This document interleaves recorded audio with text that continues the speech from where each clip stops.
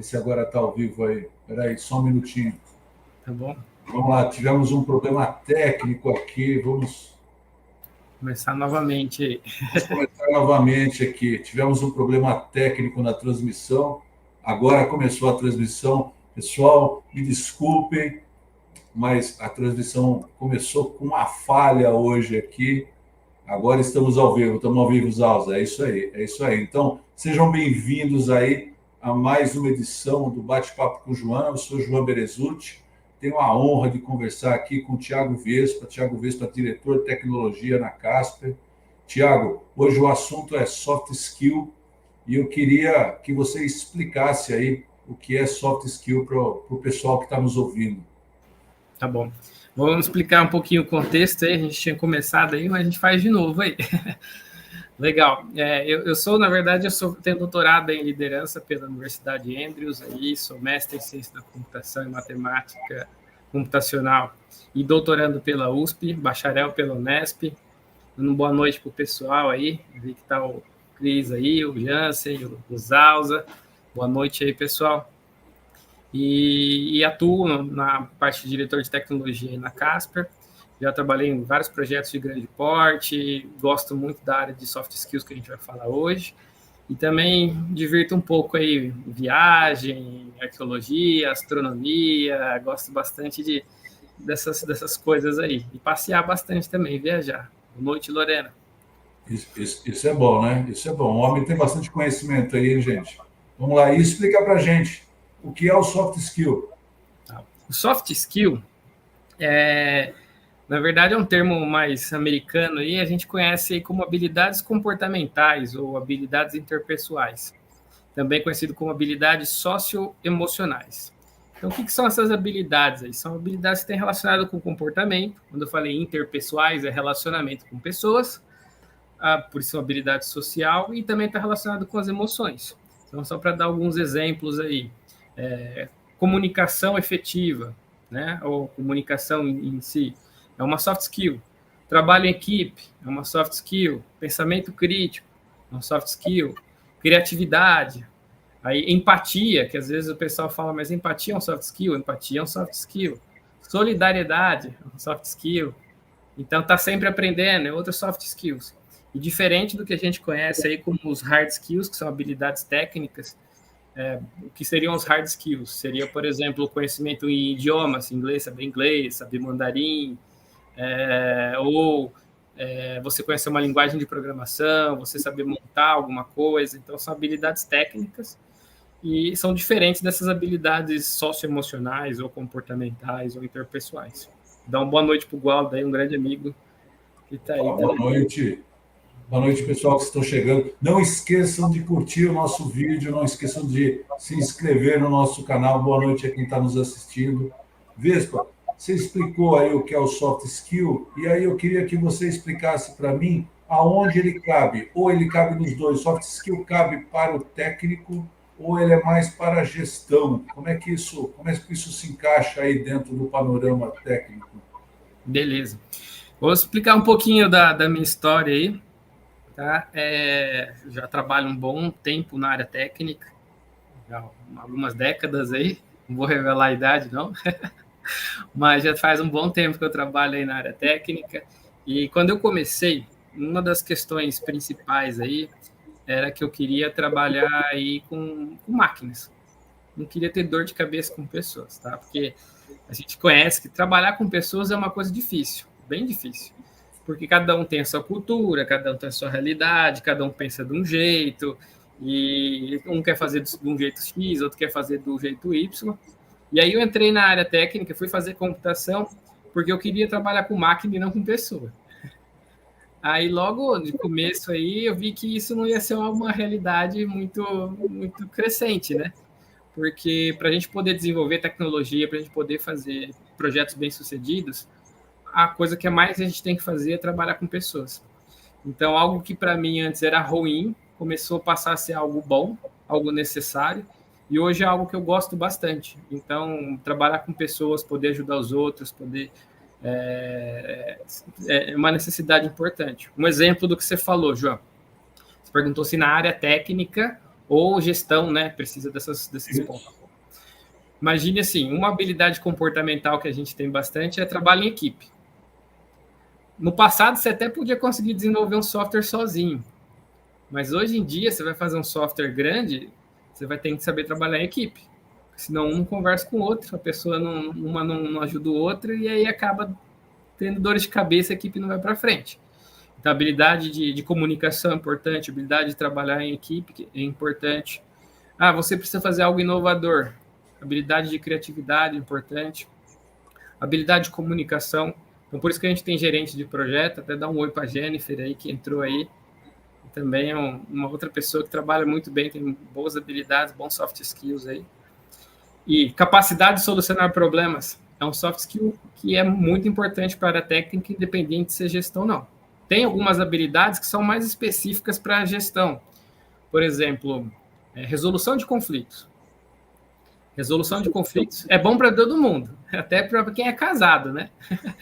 Mas se você é um técnico, você não tem tanta essa habilidade de resolução de conflitos, isso não vai te prejudicar tanto assim. Agora, para um líder, isso é fundamental, né? E quando eu falo aí de gestão de conflitos, eu não falo nem de apaziguar as coisas. Às vezes, em gestão de conflitos, eu fiz uma disciplina dessa no doutorado de liderança, que em alguns casos a gente tem que, às vezes, até causar o conflito. Parece meio estranho, né? Mas porque, assim, se a gente só apazigua o conflito, às vezes a equipe fica acomodada. Então, ela pode deixar de se fazer algumas atividades. Então, você tem que agilizar, tacar um pouco de fogo aí. Pessoal, o projeto está atrasado. Porque se você nunca falar que o projeto está atrasado, se nunca for transparente e falar a realidade, a equipe pode achar que está tudo tranquilo quando não está. Então, essa é uma habilidade aí fundamental para a área de gestão, né? Entendi. Hoje em dia, quando a gente fala na área técnica, a gente tem muita dificuldade de profissional na área técnica. O mundo inteiro fala isso hoje, né? Então, se você precisar de alguém para trabalhar dentro da área de desenvolvimento de software, que é o seu métier aí, né? A gente tem muita dificuldade de encontrar profissionais no mercado, né? E quando encontra, a gente não consegue pegar os profissionais com a capacidade técnica que a gente precisa. E quando encontra a capacidade técnica, também não tem. Como é que a gente resolve isso? Qual o conselho que você dá para quem está na área de desenvolvimento de software, para quem está na área técnica, na área de gestão aí, de software, aí, para poder ser um profissional melhor? Porque a pessoa acha que tem, mas alguém precisa dar um toque e falar assim, olha, você precisa melhorar nisso. E como é que a pessoa consegue fazer essa evolução no próprio currículo? Legal. Eu não vou nem citar só a minha experiência, eu vou citar até um psicólogo. Ele é professor, deixa eu ver se eu me lembro, ele é professor da Universidade de Medicina, ele dá aula de psicologia na Faculdade de Medicina da Yale. Né? Não sei quantos vocês conhecem, mas a Yale é uma universidade bem renomada. Tá? E antes de até falar isso, se o pessoal tiver alguma dúvida, né, pode comentar aí que a gente vai respondendo, né? Então, dúvida, pergunta, fiquem à vontade, pessoal. Sim. Esse professor chama Eric Fraser. Ele escreveu um livro chamado A Psicologia dos Talentos, dos Melhores Talentos, do Top Talents, né? E ele explica aí como recrutar, como ser um bom profissional, como evoluir equipes e afins. E uma das coisas bem interessantes aí, que você comentou, a gente não acha o profissional tecnicamente bom, né? Dificilmente, às vezes, você vai achar, você acha um ou outro, ou falta no mercado. Só que a habilidade técnica, eu falo que, assim, a gente é contratado pela habilidade técnica, né? Então, por exemplo, a gente abriu uma vaga lá de programador Java, que tenha 5 anos de experiência e saiba banco de dados, por exemplo. Então, quando você vai analisar o currículo da pessoa, você vai analisar os hard skills. Então, ela é contratada pelos hard skills. Então, é importante você ter essas habilidades técnicas boas. Você precisa ter. Você fazer um curso e afins. Só que essas habilidades técnicas, elas são fáceis de você evoluir. Por exemplo, se você quer aprender Java, você faz um curso de Java, né? Se você quer ter experiência em Java, tenta atuar em um projeto Java. Ah, não, mas eu tenho que arrumar o meu primeiro emprego. Procura grupos de usuário Java, faça um trabalho open source, um projeto open source, cria um portfólio. Então, você consegue essa experiência. Agora, se eu falar assim, empatia. Você não vê um curso de empatia, né? Existem técnicas para você fazer isso, mas aí você tem lá a facilidade de aprendizado. Você não avalia a pessoa quando você vai contratar se ela tem facilidade de aprendizado. Você vai descobrir isso posteriormente. Então, você é contratado pela sua habilidade técnica, mas você permanece na empresa ou é bem sucedido ou melhora de acordo com as suas habilidades comportamentais. Então, é o que eu falo. A gente pode contratar pessoas que sejam ruins tecnicamente, mas se elas têm boas habilidades comportamentais, a gente consegue dar formação para elas, né? Inclusive, a gente tem um projeto aí, a Academia Casper, que dá formação para essas pessoas, que às vezes não têm uma habilidade técnica. E se a pessoa tem um bom soft skill, como está sempre aprendendo, como capacidade de solucionar problemas de forma criativa, então a gente consegue fazer com que essas pessoas cresçam rapidamente. Eu acho que é muito bom. O Rodrigo Zalza colocou uma pergunta aqui, ele escreveu aqui no nosso chat, e eu quero fazer uma pergunta em cima do que ele colocou aqui, né? Ele fala que habilidades subjetivas, né, as tal soft skill, nem sempre são fáceis de identificar. Como a empresa consegue identificar? Existe alguma forma de identificar esse soft skill antes de executar a contratação? É bem difícil. Eu vou dar alguns exemplos de quando eu faço entrevista. Então, quem está assistindo aí e quiser arrumar um emprego na Casper, aí, algumas entrevistas eu dou uma dica aí. Normalmente, eu posso fazer perguntas técnicas, mas quando eu faço a pergunta técnica, eu tento associar com uma realidade. Então, por exemplo, o cara falou que ele trabalhou com React. Aí eu pergunto, você sabe o que é React Hook? Aí ele vai explicar o que é, e aí eu pergunto, onde você usou isso no seu projeto? Né? Então eu estou avaliando uma habilidade aí que ele está usando no projeto, se ele sabe utilizar, e não se ele conhece a parte técnica. Vou dar um exemplo mais fácil aí, por exemplo, Java. A gente pergunta, você sabe o que é orientação a objeto? Aí se o cara fala assim, não sei. Aí o que acontece? Já é um ponto que a gente pode marcar, a habilidade técnica não é tão boa. Mas você concorda que se a gente perguntar o que é orientação a objeto, se o cara buscar no Google, ele acha? Sim. Se a gente procura perguntar para ele, o que é uma interface?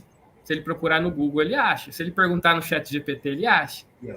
Agora, se eu chegar para ele e falar assim, como que você usou a interface ou orientação a objeto para resolver um problema prático? Por mais que às vezes o cara não tenha experiência prática numa empresa, se ele aprendeu isso na faculdade, se ele fez um projeto, se ele ajudou alguém, ele vai falar, eu fiz isso, fiz aquilo outro, e a gente consegue validar algumas soft skills. Nem todas as soft skills a gente consegue avaliar. Um cara muito bom de soft skill entrou aí, é o Euclid, o Ecode aí, ele é um cara muito bom aí. Inclusive, está até gravando um curso aí de programador dev na prática. Boa. Porque, na verdade, os cursos, eles normalmente ensinam você a aprender a linguagem. Mas o dia a dia da programação, do programador, por exemplo, envolve resolução de problemas, envolve você ter uma solução mais criativa para resolver um problema específico, envolve várias coisas.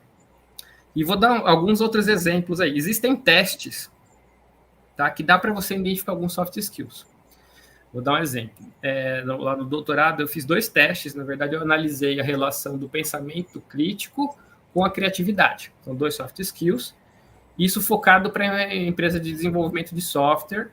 A gente fez alguns testes, aplicamos para umas 100 pessoas, mais ou menos, em alguns líderes de tecnologia. E o que acontece? A gente precisava avaliar o nível de pensamento crítico e da criatividade de cada um. Existem testes para isso. O de pensamento crítico tem um teste chamado Cornell X ou Cornell X, que é um conjunto extenso de questões, dá uma historinha de alienígena, inclusive, está num planeta tal, e você tem que resolver um problema, e ele avalia pensamento indutivo, pensamento dedutivo, lógica, entre outras coisas. E só que, assim, numa entrevista não tem como você aplicar um teste desse, porque demora mais de 1 hora para o cara fazer, e tem que estar num ambiente isolado, tem todos os critérios, se é interrupção, entre outras coisas. Mas dá para avaliar. O outro ponto é criatividade. Criatividade é mais difícil. Como é que eu vou falar assim, o João é um cara criativo? Eu considero, mas como é que a gente avalia isso numericamente, né? Então, a gente não tem um teste que avalia a criatividade. Nós temos testes que avaliam aspectos da criatividade. Por exemplo, a propensão criativa, a intenção criativa, o quanto a pessoa quer ser criativa. Eu utilizei um teste que foi feito pela Harvard. Foi um aluno de um cara, não sei se já viram falar do Jordan Peterson. Acho que eu tenho até um livro dele aqui. Esse cara é famoso, ele tem um livro aqui, 12 Regras para a Vida. Ele foi professor da Harvard, professor da Universidade de Toronto, e a aluna dele desenvolveu um método para quantificar realizações criativas. Do tipo assim, quantos quadros o João pintou, quantas músicas o João compôs, se ele conhece algum instrumento musical, se já fez uma apresentação teatral, se cozinha, quantas receitas já trabalhou, e aí você consegue analisar a quantidade de realizações criativas, que isso é mais fácil de mensurar, né? Então, aí você consegue medir esses pontos. Entendi. Então, a gente tem como avaliar, mas não são todas. Por exemplo, empatia já é bem difícil, né? Fica mais complicado. O Jensen está colocando aqui uma pergunta, né? Ele está dando boa noite, né? Boa noite, Jensen.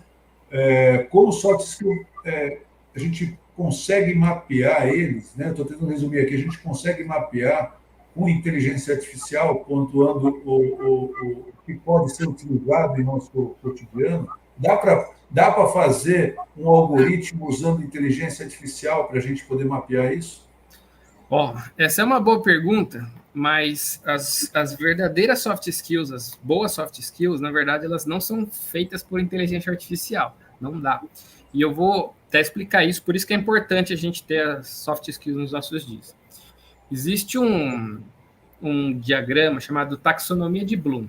É uma pirâmide, quem tiver curiosidade aí procura no Google aí, taxonomia de Bloom, BLOM. É uma pirâmide. Eu acho que eu tenho algum lugar aqui, mas não sei se vai dar para abrir. Mas beleza.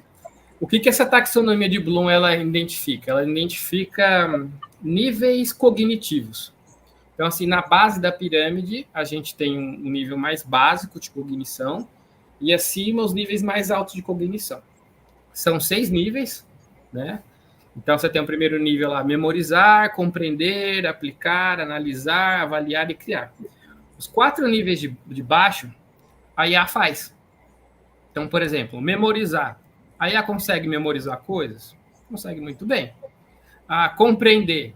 Agora, a gente está tendo algumas IAs que conseguem compreender aquilo que ela memorizou. Aplicar. Tem como você falar assim, tem como aplicar essa solução com isso aqui? Ela já faz a aplicação. Analisar, segmentar em projetos menores. Falar, cria uma tabela. Então, a IA faz isso. Então, esses níveis básicos de cognição podem ser substituídos por máquinas. Mas o nível, por exemplo, julgar uma informação, um valor, uma ideia, se ela é válida ou não. Se eu perguntar assim para o João, você acha que eu, sei lá, dar dinheiro para um cara na rua é bom? A máquina pode até responder o ponto, mas isso você concorda que é um julgamento de valor? É algo intrínseco do que você aprendeu? A máquina vai dar a mesma resposta para todos os pontos. E a parte de criatividade. Não sei se vocês já viram lá a IA que fala generativa e não criativa. Por que ela é generativa? Porque ela pega o conhecimento humano e gera informações com base naquilo. Agora, a criatividade é algo, vamos dizer assim, intrínseco do ser humano. A gente pode usar a IA para estimular a nossa criatividade, ela pode até fazer um quadro e afins, mas, por exemplo, num quadro está um sentimento de uma pessoa, numa comida está o amor da mãe, né? Então, são essas coisas que a IA não substitui.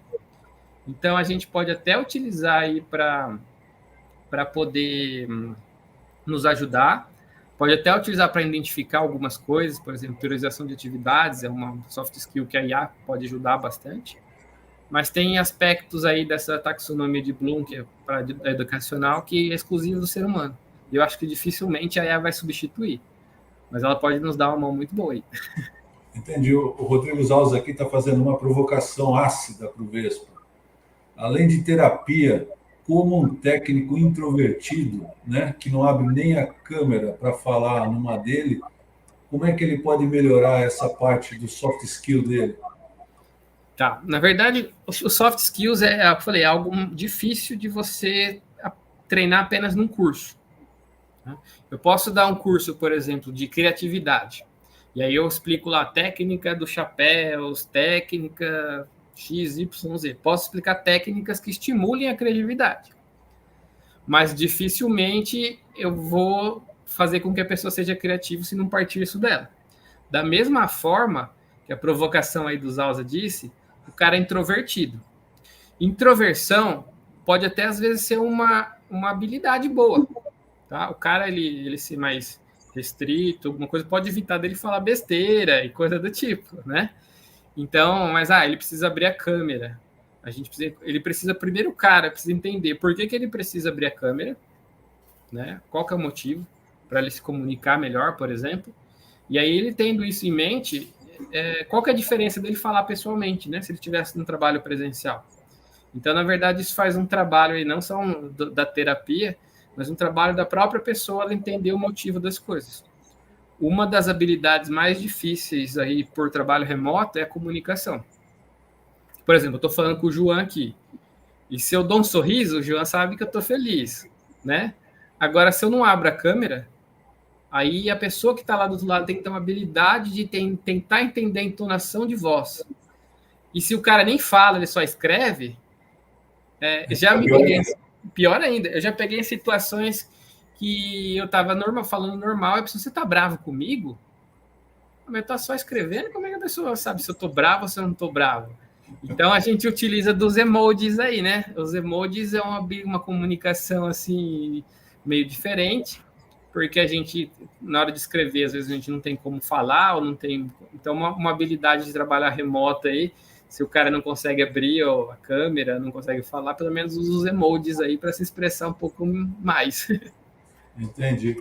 Vamos voltar aqui um pouquinho, Vespa, e vamos falar um pouquinho das empresas dentro desse tema, né? Como que as empresas hoje estão encarando esse tema de soft skill? Legal, uma pergunta boa também. Eu tenho um curso aí que chama de Liderança do Futuro. Eu estou com ele aberto aqui, por isso que às vezes eu olho para o lado aqui. E estou fazendo uma colinha nele lá.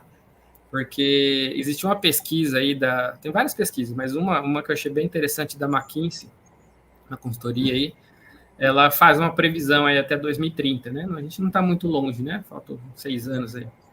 E ele vê que a quantidade de horas de trabalho relacionado com atividades físicas e manuais vai cair. Isso já está acontecendo, né?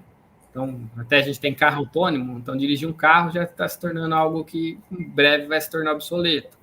A colher fruta, já tem máquinas que colhem fruta, tem até drone agora que colhe fruta, né? Então, atividades manuais e físicas elas vão ser automatizadas, isso já acontecia no passado e está acontecendo agora. Aquelas atividades básicas cognitivas que eu falei, tipo memorização, atividades, por exemplo, atendimento de telemarketing, né? Já está com os dias contados. Outra habilidade, advogado de pequenas causas. Não sei se você sabe, mas nos Estados Unidos tem um site, acho que chama Do Not Pay, que ele já é considerado como advogado, a justiça considera esse. Ele já tem a OAB americana, né? Isso, já tem a OAB americana, justamente. E ele advoga pequenas causas, do tipo, eu preciso cancelar um plano de dados. Ele faz todo o trâmite, emite os documentos, e se não cancela, processa, e é válido. Então, todo esse advogado de pequenas causas tem... Porque, assim, algumas atividades de advocacia, vamos dizer assim, são de uma forma muito repetitiva. Por exemplo, eu preciso fazer uma procuração. É o mesmo modelo. Eu preciso fazer, sei lá, uma declaração. É o mesmo modelo. Essas coisas a IA pode automatizar. Então, esses tipos aí de habilidades, essa pesquisa da McKinsey fala que elas vão cair, e as habilidades que vão aumentar, essas são as habilidades de poder cognitivo alto, habilidades sociais e emocionais, e habilidades tecnológicas. O que são habilidades tecnológicas? Não são habilidades técnicas. São habilidades, por exemplo, conhecimento de IA, engenheiro de prompt, né? O Caio lá, Chief Artificial Intelligence Officer, né? Você ter essas habilidades aí para você usar a máquina a seu favor. Então, são habilidades que vão crescer demais, né? Então, as empresas enxergam isso aí com bons olhos e até tem um outro ponto eu sei que não sei se eu estou falando demais aí, mas Vamos lá. porque assim, tem o Fórum Econômico Mundial, ele lançou que em 2025 vai estar em alta, ele colocou 15 itens aqui, e desses 15 itens, todos são soft skills. É a primeira vez que isso acontece. Então, começa com pensamento analítico e inovação. Então, quem trabalha com inovação está no top 1 aí da parte do Fórum Econômico Mundial. Aprendizagem ativa, estratégia de aprendizagem, depois resolução de problemas, depois pensamento crítico, depois criatividade, e aí vai liderança e outras coisas aí. E Vespa, as empresas elas sabem disso, a gente tem o processo de contratação que as empresas precisam fazer essa análise, mas as empresas estão preparadas para isso? Eu creio que não. Eu creio que todas as empresas, assim, elas têm o desejo disso, mas a gente pode ver que todo modelo de contratação, ele ainda se baseia na análise de currículo, né? Ou seja, de um currículo que a pessoa faz num PDF da vida, né? Ou é um currículo que a pessoa preenche numa plataforma. Isso não vai mudar, porque a gente precisa das habilidades técnicas. Só que nas entrevistas, algumas empresas já perceberam isso. Por isso que eu falei que nas nossas entrevistas eu procuro... Tem a parte técnica, mas eu não vou dar uma prova técnica, né? Se eu for dar uma prova, vai ser do tipo assim... Suponha que você precisa criar um aplicativo de táxi para substituir o Uber. O que você faria? Entendeu? É uma habilidade, o cara, não, eu vou pesquisar, vou na prefeitura, eu levanto serviço de informação, eu contrato um design thinking, ou eu faço um design thinking para ver quais são as melhores práticas, como isso vai ser aplicado. Então, a gente vê que com essas habilidades o cara sabe resolver problemas, né? E algumas empresas já estão pensando nisso. As empresas que não pensaram nisso, elas vão acabar ficando com profissionais que não vão crescer muito, né? Então...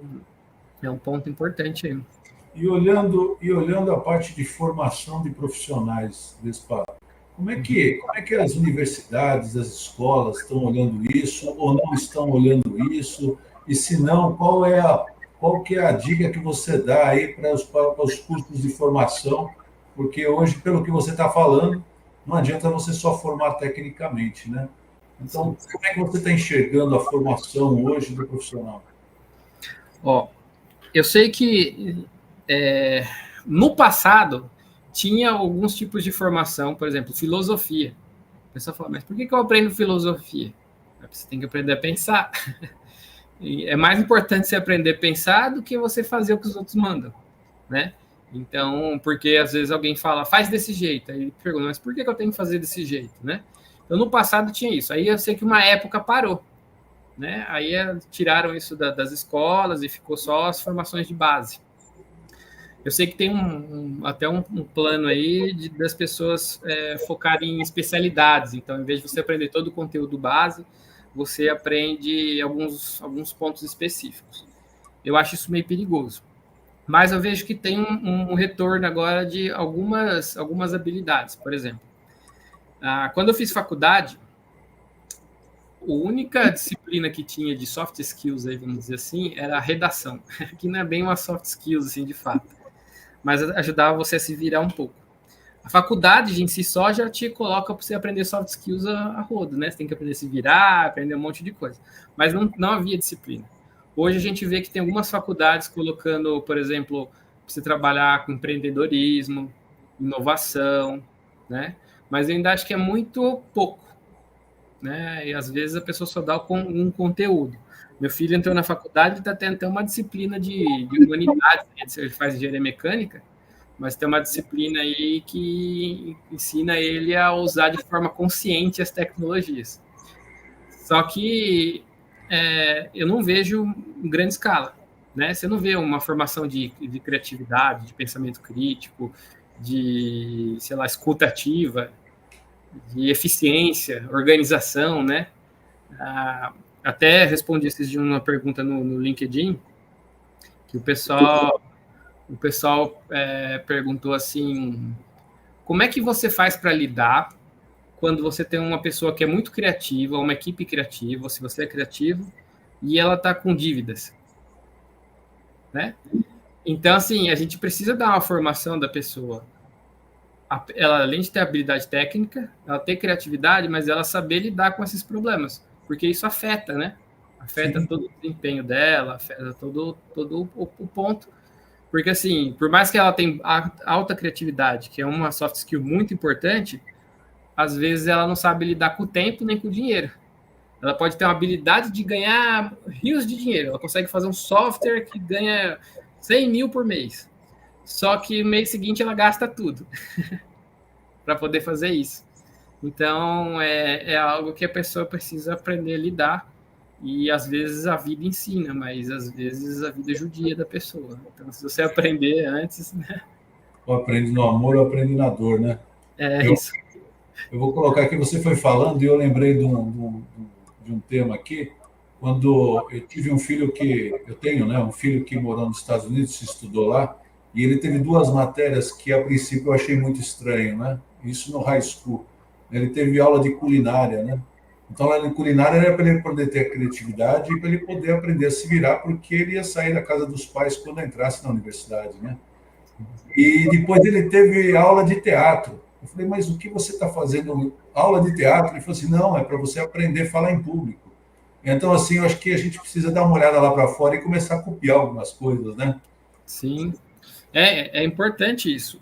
No doutorado aí a gente fez esse de realização criativa e tinha lá análise de culinária e a gente conseguiu analisar algumas correlações. Então foi possível identificar que se a pessoa ela tem escrita criativa, ou seja, se ela já escreveu poema, se ela já escreveu livro, se ela fez algo do tipo, ela tem um maior desenvolvimento de pensamento crítico e pensamento indutivo. Ela consegue chegar em conclusões. E se ela trabalha, por exemplo, com música, né, ela compõe música ou afins, ela consegue ter esse pensamento indutivo melhor.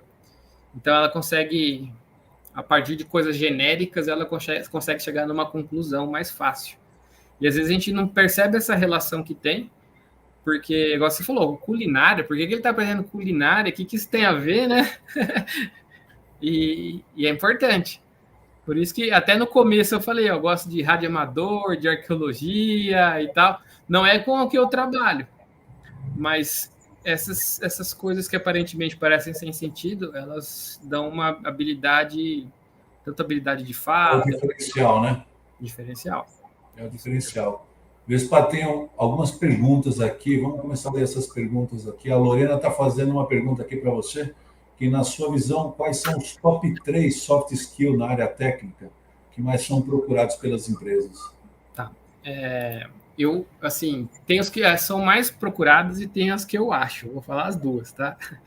Porque, assim, o que é mais procurado dentro de empresa? Normalmente o pessoal vai colocar trabalho em equipe, né? Trabalho em equipe é, tipo, as tops mais procuradas aí. Comunicação, a pessoa saber se comunicar e afins, isso é um ponto aí. E, às vezes, até tem uma pesquisa que falou sobre isso, é a questão da adaptabilidade ou flexibilidade, né? A pessoa saber ser flexível em algumas situações. Essas são as mais procuradas. Mas eu acho que essas não deviam ser as mais procuradas. Eu acho elas importantes, só que, para mim, assim, Eu sou meio suspeito porque eu trabalhei nesse ponto. Mas para mim hoje, na nossa era, pensamento crítico é uma das top 1 para mim, assim, das maiores aí, ou a maior. Por quê? A gente está numa era de desinformação. Então, não sei quantos aqui já receberam fake news no WhatsApp. Então, o pensamento crítico vai te ajudar a questionar. Vai começar a perguntar, isso aqui faz sentido? Isso aqui é verdade? Então, é importante. E isso você consegue usar em toda a sua vida. Então, por exemplo, alguém fala assim, o software tem que ser feito com essa arquitetura. Aí você fala, mas faz sentido? Não tem como eu fazer mais simples? Não tem como eu fazer mais rápido? Teve um caso aí que eu vi, um cara foi fazer um software, ele precisava colocar um CPF que era fixo, e aí ele colocou o CPF no banco, fez um objeto, um DO para pegar aquilo lá, chamou um serviço, e criou um monte de camada para só pegar um CPF que era fixo. Não podia colocar num arquivo de configuração, algo do tipo. Então, o pensamento crítico é importante para isso. Em vez dele fazer no automático, porque sempre faz assim, tem que pensar, faz sentido? Né? A criatividade, hoje também é algo muito importante, que hoje a gente precisa trabalhar com inovação, né? E se não tiver criatividade, a gente vai fazer mais do mesmo. Então, criatividade, para mim, seria a segunda aí mais importante, depois do pensamento crítico, a criatividade, que as duas estão pau a pau aí.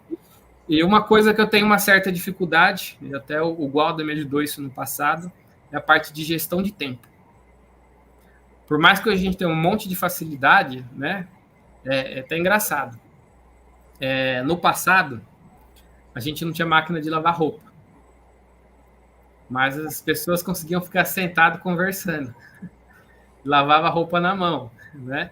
A gente não tinha celular, não tinha internet, mas recebia uma carta e ficava feliz. Então, assim, as pessoas tinham tempo no passado sem as facilidades. Hoje a gente tem um monte de facilidade, né? Você coloca a roupa lá, em 10 minutos está lavado, mais 10 seca.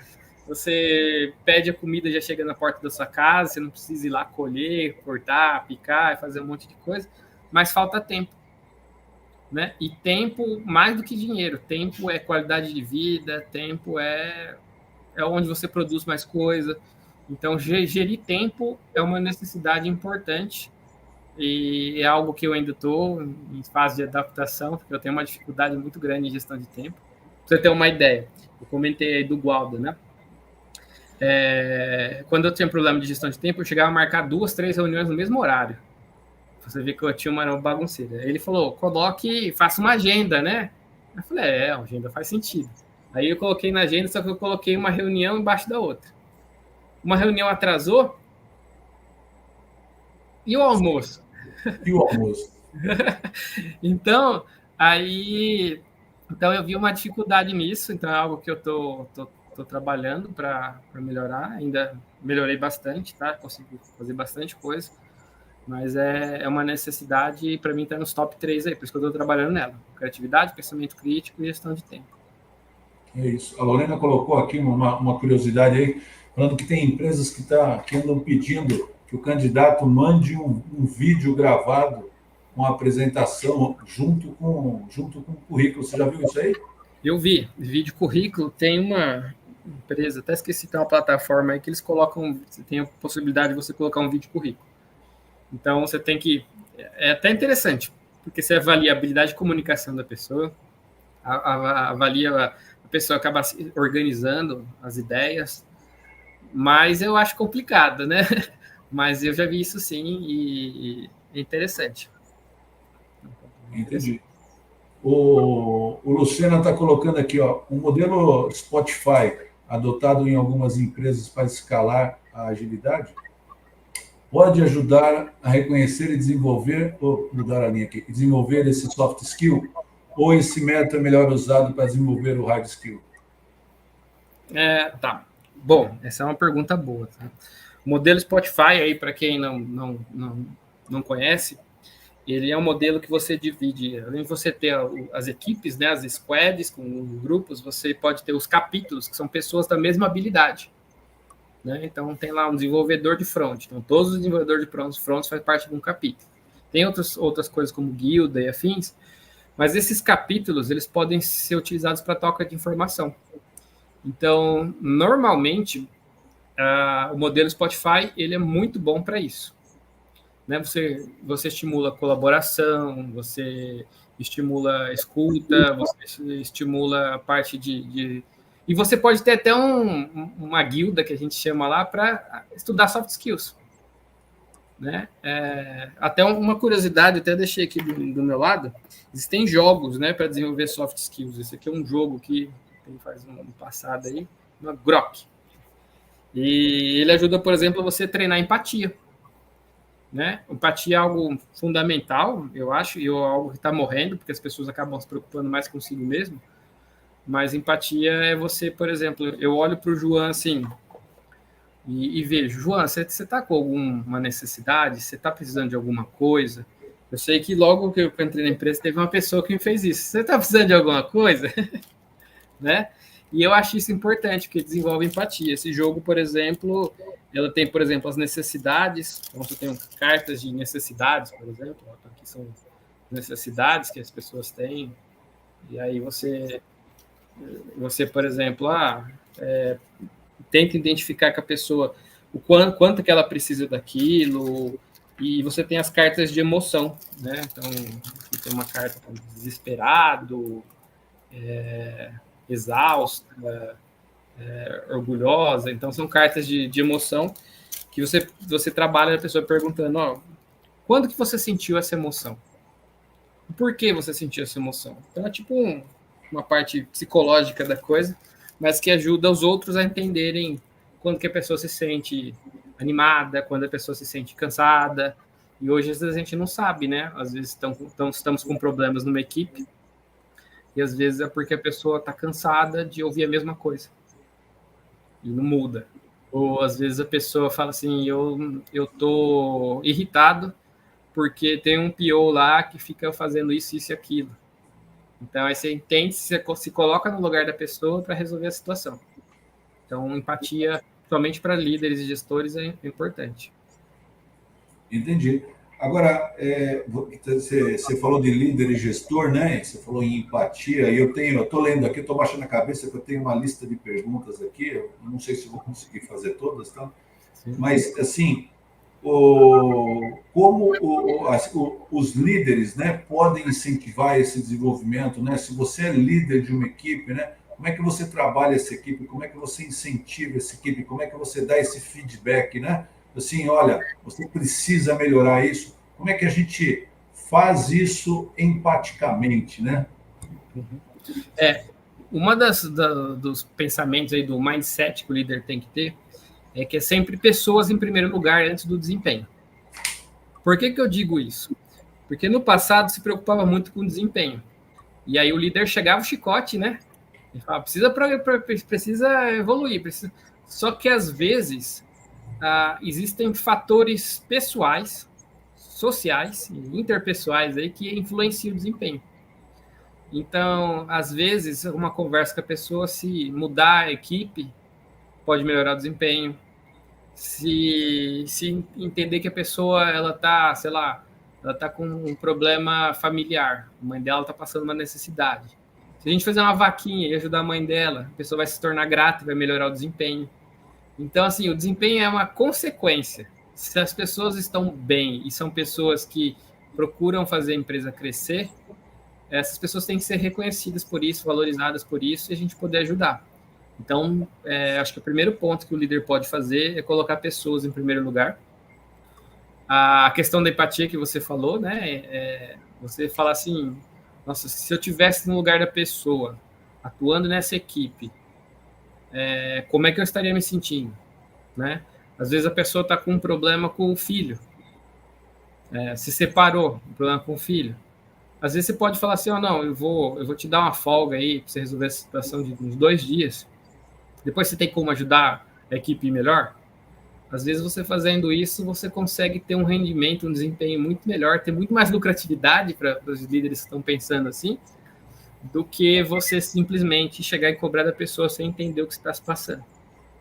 Então, mas você como líder de uma equipe faz isso para a sua equipe, mas se você olhar na cadeia para cima, o seu chefe está de acordo. Como é que as empresas estão de acordo com esse tipo de atitude? Depende muito. Eu falei, tem empresas que aí elas estão focadas, e assim, sendo empático, tá? Imagine, eu sou dono de uma empresa, suponha que eu seja dono de uma empresa. Eu tenho que ter um faturamento bom, porque senão eu não consigo pagar nem o salário, senão eu não consigo resolver os problemas. E aí você vê o cliente cobrando. Então, você se colocando no lugar do dono da empresa, é importante você entender até às vezes que o dono está estressado, porque ele está tendo cobrança tanto da equipe por baixo, querendo, por exemplo, um aumento de salário, querendo ter benefícios e um monte de coisa, quanto o cliente cobrando ali, falando, eu preciso que entregue isso no prazo, eu preciso fazer um monte de coisa. Então, depende muito, às vezes tem lideranças que incentivam isso, tem lideranças que não incentivam isso, né? Importante entender essa realidade. E é importante também o pessoal, os desenvolvedores, também se colocarem tanto no papel da empresa. Teve uma situação interessante, que a gente teve esses dias aí, que um cara queria aumento. Só que ele queria aumento por quê? Porque ele estava descontente com a atividade que ele estava fazendo e ele não queria fazer. Ele falou, eu não vou fazer se eu não tiver um aumento. Aí, o que acontece? Você, como gestor, você pode até entender a situação dele. Só que uma soft skill muito bom é ele entender também como se pede um aumento. Para você pedir um aumento para um líder, você tem que estar fazendo além do esperado. Né? Então, fala assim, eu estou fazendo isso, estou fazendo aquilo, estou dando um retorno melhor, estou fazendo não ter problemas, estou dando um rendimento melhor, estou fazendo ter mais lucro. Você está vendo que eu estou sendo bom? Você consegue me dar um aumento? É muito mais fácil do que você chegar e falar assim, eu não vou fazer enquanto eu não tiver esse aumento, né?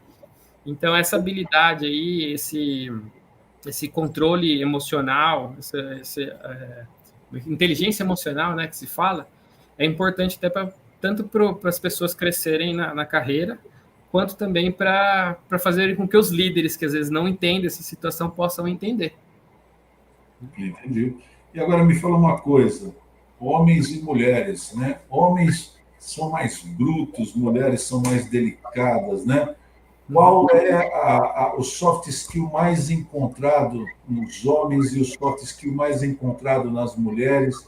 E aonde é menos, aonde falha, né? E se é importante ter uma equipe com esse equilíbrio de homem e mulher para a gente poder ter um soft skill do grupo melhor. Explica um pouco isso para mim. Tá, a gente vai entrar num tema polêmico aí, viu? Por quê? Eu não concordo e eu até tenho evidências científicas que homens e mulheres não são iguais. Dá para ver até biologicamente, até na questão de hormônio, eles não são iguais. Mas eles são complementares. O que significa isso? Igual você disse, tem habilidades que às vezes a mulher, seja por causa do hormônio, seja por causa de algumas outras características que ela tem, que o homem não tem, e habilidades que o homem tem, que a mulher também não tem, tá? Não significa que isso é realidade, no total. Então, por exemplo, eu sei que normalmente mulheres são mais organizadas. Existem mulheres desorganizadas, assim como existem homens organizados. Então, não é uma realidade universal, mas é uma tendência, tá? Então, essa é um dos pontos aí. Por isso que, na verdade, a gente às vezes encontra, às vezes, em empresas bem-sucedidas, várias mulheres na gestão, né? Porque a mulher tem habilidade de organizar, habilidade de pensar. Então, é importante a gente ter essa diversidade. E o que eu falo de diversidade não é só no aspecto físico, né? Eu estou falando de diversidade de pensamento. Então, é importante a gente ter alguém do estado de São Paulo e alguém do Nordeste dentro da empresa. É importante ter alguém do Norte quanto alguém do Rio Grande do Sul. Porque, às vezes, eles pensam de forma diferente, né? É importante você ter alguém de uma capital e alguém do interior. O interior fala igual eu, interior, né? E tem as pessoas da capital que têm vivências diferentes, né? Gente nova e gente velha, idosa, né? Não velha, não. Mas é importante a gente ter essa diversidade, mesmo que não seja num cargo, mas seja para a gente conversar. Eu já fiz isso em algumas empresas e a gente tinha até, talvez o Gualda vai lembrar bastante aí que está para você vendo aí, que a gente tinha conversas de discussão para entender pensamento crítico, entre outras coisas, que não tinha nada a ver com a empresa. Mas as pessoas que atuavam nisso, elas se tornavam mais empáticas, porque conversavam com os outros, entendia por que um torce para o Corinthians e o outro para o Palmeiras, né? Entendia, tinha capacidade de ter escutativa, sabia quando uma pessoa ia ter um filho, juntava para fazer uma vaquinha para ajudar.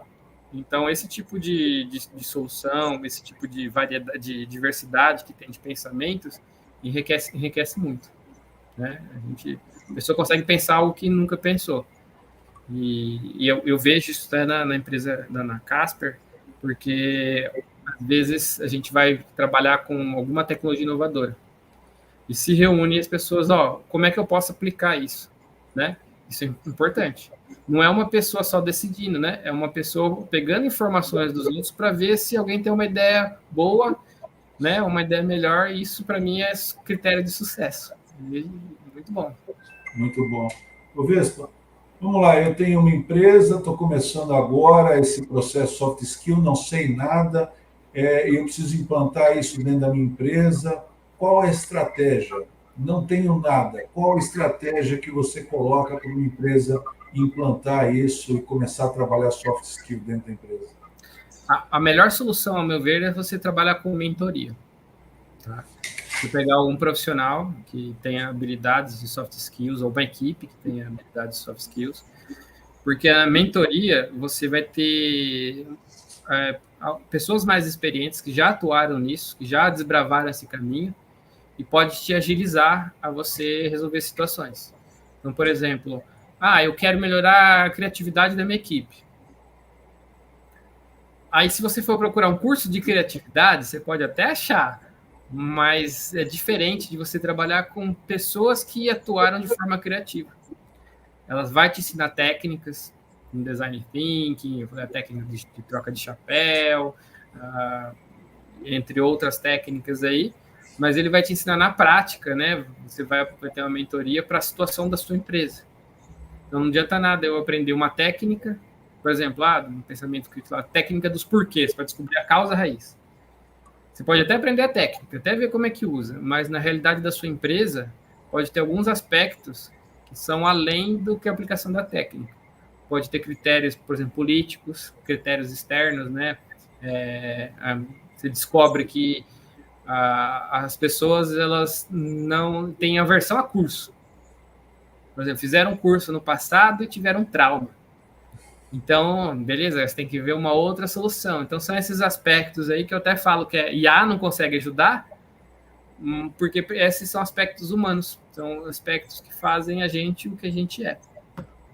Então, acho que o primeiro ponto é a mentoria. Eu indicaria isso. Entendi. Sem citar nomes, né? Mas você pode dar algum exemplo de bons profissionais com soft skill ruim que acabaram fracassando nas suas carreiras e profissionais com soft skill muito bom e tecnicamente fracos que hoje são sucesso aí no mercado? Você consegue ter algum? Sem citar nomes, por favor? Sim, sem citar nomes. Tem um caso assim de uma pessoa que era muito boa tecnicamente. Pensa num cara assim que sabia todo tipo de linguagem, até tinha esse soft skill de aprendizado muito bom. Ele sabia tudo, mas ele não sabia trabalhar em equipe. Era uma pessoa que é muito estressada, se entrava na equipe xingava todo mundo e pegava, por exemplo, o cara que está começando na equipe, o júnior, ele fala, nossa, mas que código porcaria, deixa que eu faço, entendeu? E é uma pessoa que acabou sendo demitida. Por mais que seja bom tecnicamente, ele só era bom para trabalhar em projetos isolados. E hoje em dia, projetos isolados são raridade, né? Então, uma pessoa que não foi muito bom por conta justamente de não saber trabalhar em equipe, não ter uma comunicação não violenta, não saber ter escutativa, empatia. Então, esse é um caso ruim. E tem um caso muito bom, foi uma pessoa que começou, foi um dos meus alunos na Unip, e não vou falar mais, não cito o nome, né? Mas é um caso muito bom aí. Em pouco tempo, ele saiu de estagiário, júnior e virou sênior, sem ter o tempo de experiência. Muitas pessoas falam assim, nossa, mas o cara é sênior com 1 ano de experiência? Sim, porque ele entrou num projeto grande de uma empresa de gás imensa, resolveu um problema, entrou num banco, resolveu um monte de problema, aprendeu arquitetura, padrão de projeto, conseguiu atuar, resolver as situações, foi um cara que foi eficiente, conseguia priorizar atividades, um cara organizado, tinha gestão de tempo, capacidade de adaptação, planejamento, colaboração, passava conhecimento, era um cara flexível. Então, era um cara que tinha vários soft skills. E até o Luciano disse que era o Pablo Marçal.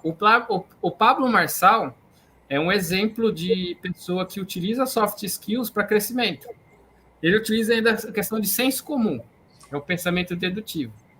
Ele não fala nada de espetacular. Se você analisar o que ele fala lá, ele fala o que a gente já sabe, só que a gente não aplica. Esse que é o ponto. Por isso que eu falei da mentoria. A mentoria é uma pessoa que vai falar o que você já sabe no seu íntimo ali. Você sabe que você tem que usar, por exemplo, uma questão de priorização para melhorar a sua gestão de tempo. Você já sabe disso. Mas você não tem os métodos, os meios ou a orientação de alguém que coloque isso de forma sistematizada para fazer acontecer. Entendi. Então, o Pablo Marçal não é nada espetacular. Ele só fala o senso comum e dá um toque nas pessoas para fazer o que é certo. Você acha, você citou o Pablo Marçal, e aí eu vou colocar aqui um outro tema. Você acha que aprender PNL, né? Para quem não sabe, PNL é programação neurolinguística, né?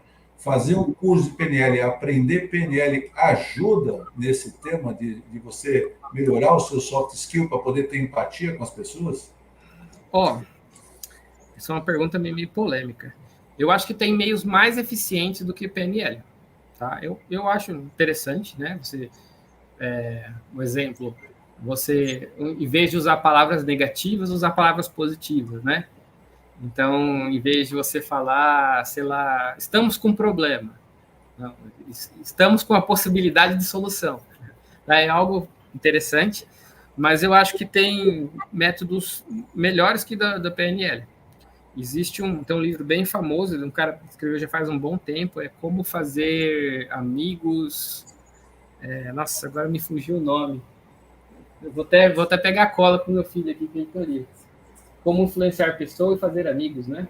Fazer amigos e influenciar pessoas. É mesmo? O Dale Carnegie. Esse daí. Meu filho leu. E esse é um livro... isso aí, Luciano. Esse é um livro bem, bem interessante. Porque, às vezes, a gente associa como influência como sendo algo ruim, né? Vou influenciar a pessoa. Mas, na verdade, você sabe que tem algo certo e é você trazer a pessoa para um ponto certo e você também se deixar ser influenciado quando você está errado. Né? Então, é importante, eu acho que isso é mais importante do que a PNL, né? Eu acho importante você ouvir as pessoas, escutar as pessoas, entender as pessoas, para poder entender e saber como conduzi-las de forma coerente, né? Para fazer o caminho certo. Até porque a gente nasce com 2 ouvidos e uma boca, né? Que é para poder ouvir mais do que falar, né? Sim. É isso aí. É isso aí. Vespa, a gente está chegando no fim aqui do nosso tempo, e aí eu queria aproveitar esse final para você dar uma dica para o pessoal, falar um pouquinho do seu trabalho, falar quem precisa contratar o Vespa, como é que faz, o que você pode disponibilizar aí para as pessoas, por favor. Legal. Bom, uma das coisas que eu peço para o pessoal, se quiser me seguir no LinkedIn, é Thiago Vespa, é fácil de achar. Tá?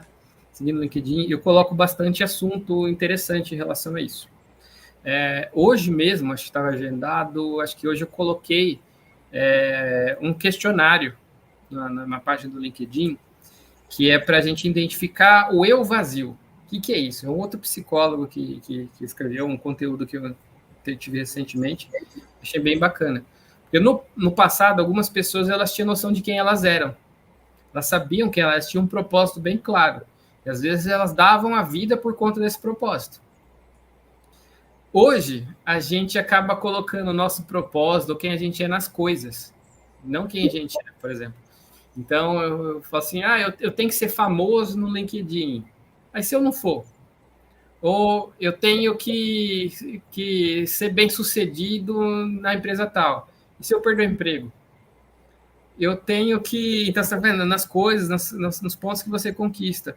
Ou, às vezes, eu tenho que ser o cara que tem o melhor carro, né? E na verdade, isso não é quem você é. Então, um desses pontos desse questionário vai identificar assim, o quão vazio a gente está na nossa realidade, né? E é importante identificar quem a gente é de fato e qual que é o nosso propósito, porque a gente se torna inabalável desse jeito, né? Não importa se acaba em empresa, se você perde os seus braços, se você perde a família, se você perde todo o dinheiro. Se você sabe quem você é e seu propósito, você consegue se manter firme, mesmo nas dificuldades.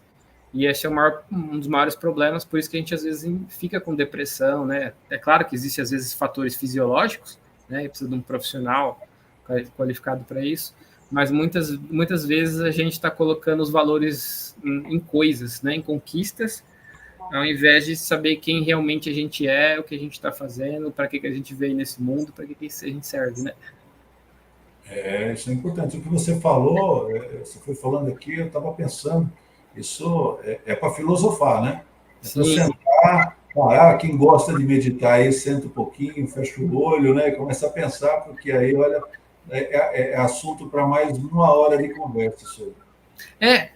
João, eu sei que já passou o tempo, mas um assunto que você me comentou uma vez aí, e teve uma pessoa que os servidores dela foram invadidos e ela tirou a vida dela.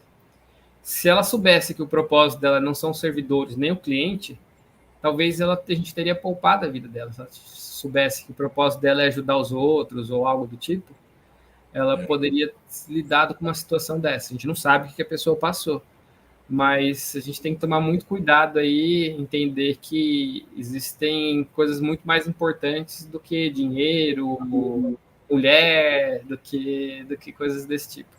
A gente precisa entender que isso são...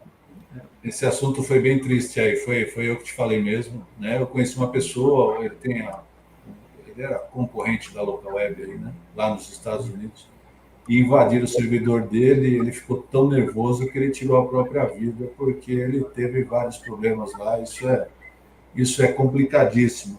E aí, completando aí o que você fala, Thiago, eu tenho uma teoria que eu falo que a única coisa que existe na vida da gente é o aqui e agora, é o presente.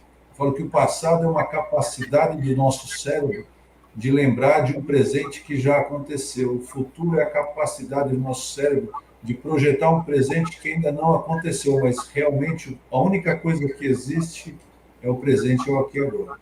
Sim. Até um ponto, às vezes pode ter alguém aqui que conhece ou já viu essa situação, mas, por exemplo, um casal de namorados, às vezes se separa, a pessoa tira a vida. E ele tem que entender que, na verdade, a vida dele não depende se a outra pessoa traiu ou se a outra pessoa fez algo errado. Então, ele tem que entender o propósito para que serve, né? Para que a pessoa veio aí. Isso pode ajudar a salvar vidas de pessoas aí, né? É isso aí. É importante a gente conhecer o que a gente faz, né?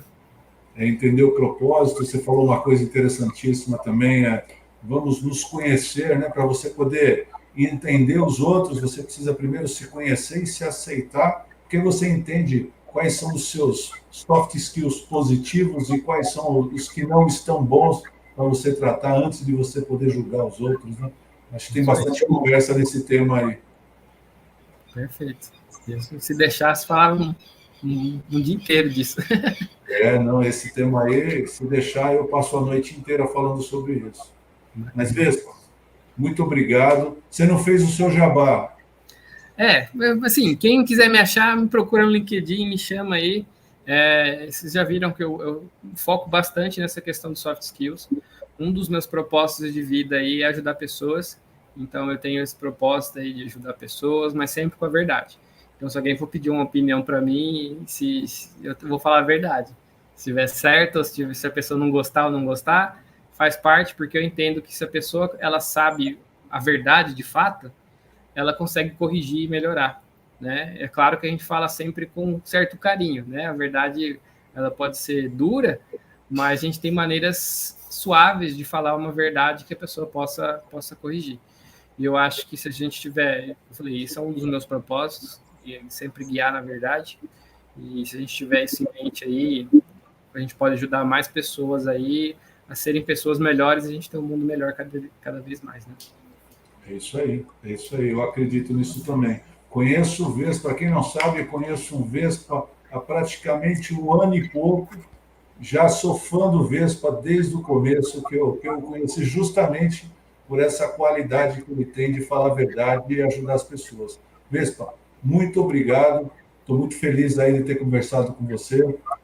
Pessoal que assistiu, obrigado. Quem não curtiu, curte. Quem não se inscreveu no canal, se inscreve aí no canal. E boa noite para todo mundo. Vespa, obrigado. Eu que agradeço, João. Boa noite para todo mundo aí. Pode contar comigo sempre. Tá ótimo. Valeu. Boa noite, gente. Boa noite.